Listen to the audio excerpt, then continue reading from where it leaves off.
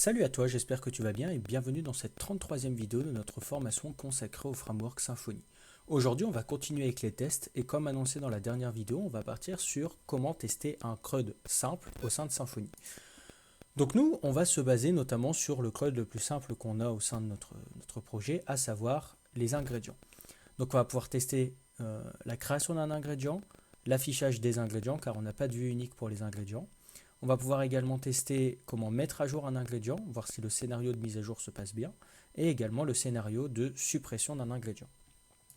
On connaît maintenant un petit peu la chanson. Ce qu'on va faire, c'est un php bin/console make test. On va faire un web test case, et là on va faire un app test functional, et on va mettre un petit ingrédient test.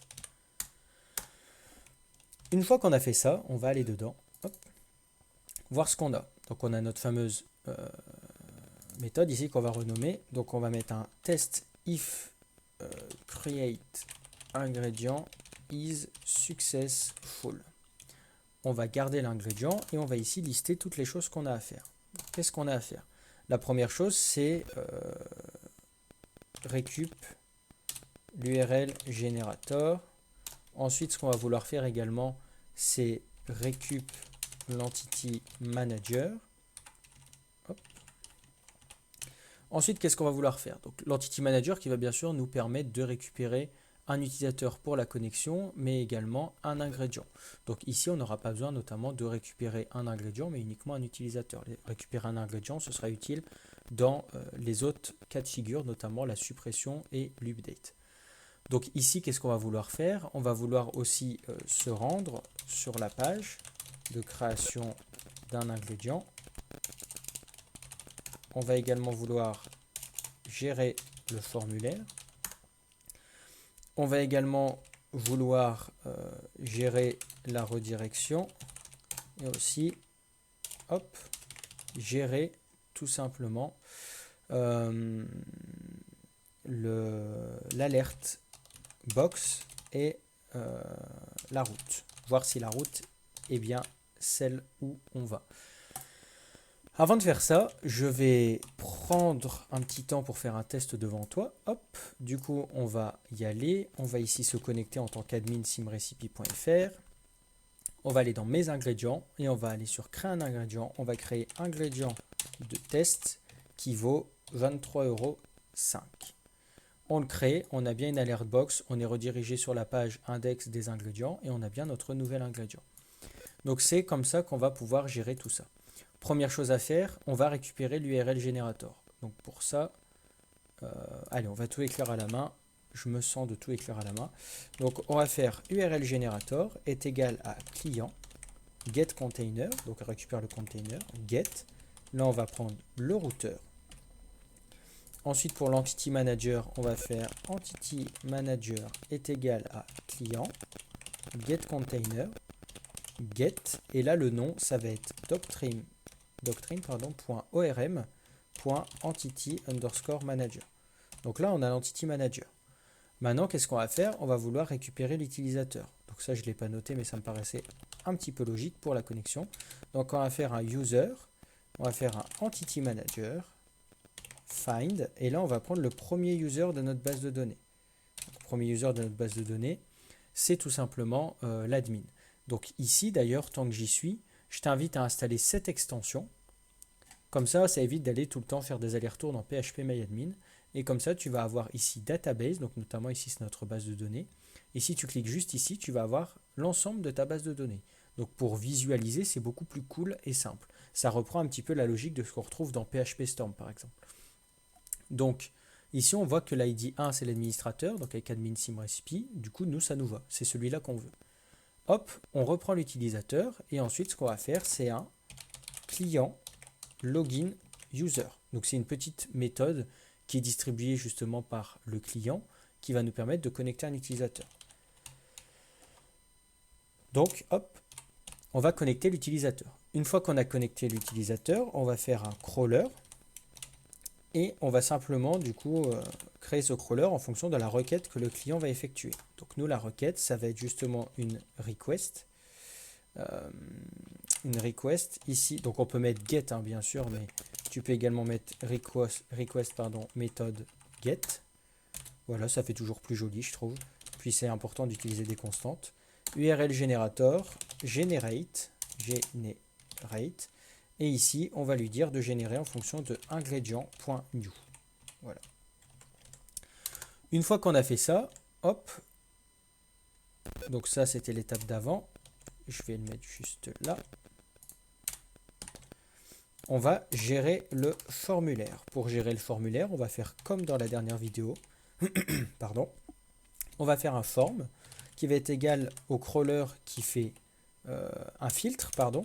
J'étais encore dans ma requête. Qui fait un filtre. Cette fois-ci sur un formulaire qui aura pour name ingrédient.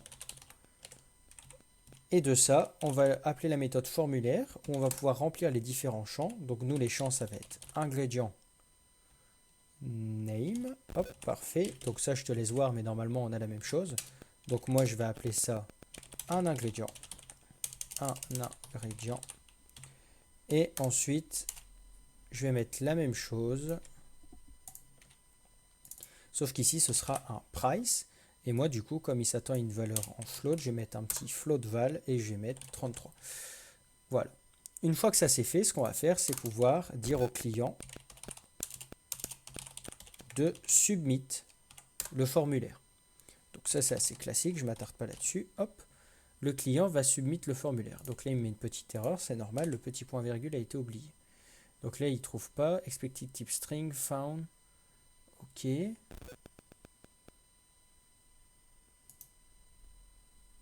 que ce serait pour ça? Non.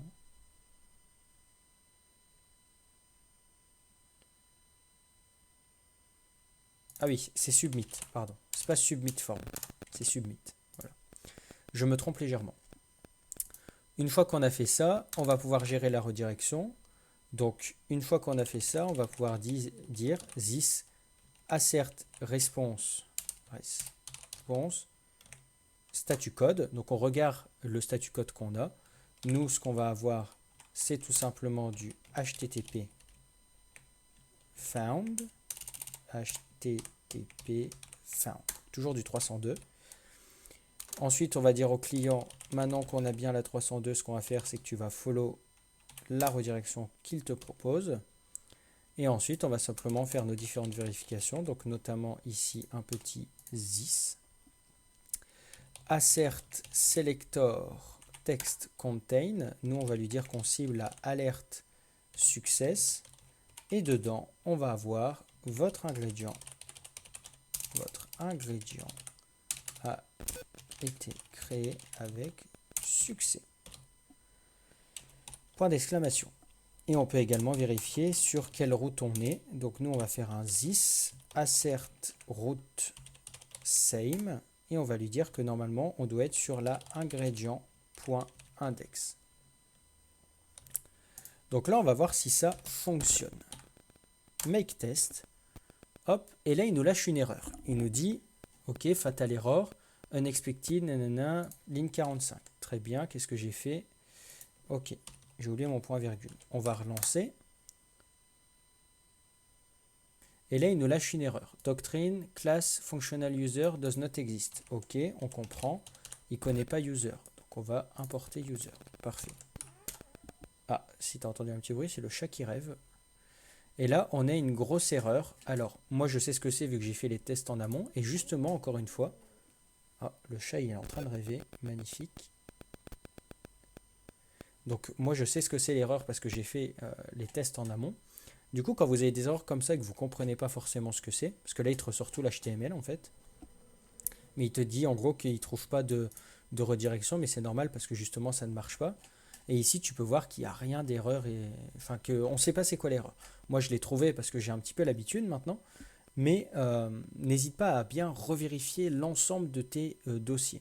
Et en fait, l'erreur, c'est la suivante. C'est que justement, et pour le coup, je ne l'ai même pas fait exprès quand j'ai développé. C'est juste des copier-coller. C'est que du coup, ici, on voit que tout est normal, mais il manque quelque chose. Il manque le token. Il manque le CRSF token. Donc là, tu vas me dire, bah oui, mais ça a marché durant les tests. Oui, ça a marché durant le test. Parce qu'en fait, le token est là.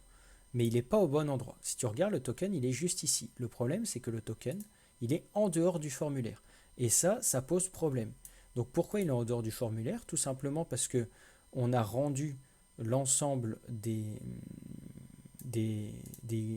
comment on appelle ça? Des éléments du formulaire, mais on n'a pas rendu le token. Et ça, c'est problématique. Du coup, il le rend en dehors du formulaire. Du coup, nous, ce qu'on peut juste faire, c'est un form._token. Maintenant qu'on a fait ça, on va faire un F5 sur notre SimRecipe et on va voir que justement le token est à l'intérieur. Une fois qu'on a fait ça, on va relancer et techniquement, ça devrait marcher. Et on voit que ça a marché. On a bien ici, dans ingrédients, if create ingredient is successful. Donc voilà, je vais supprimer les petits commentaires pour que ce soit un peu plus propre. Hop, puis au moins tu auras eu le temps de les voir. Parfait. Donc voilà, ça va pas être plus long que ça. Voilà comment on fait pour tout simplement tester donc au niveau du CRUD le create et notamment ici comment gérer le create au niveau des ingrédients.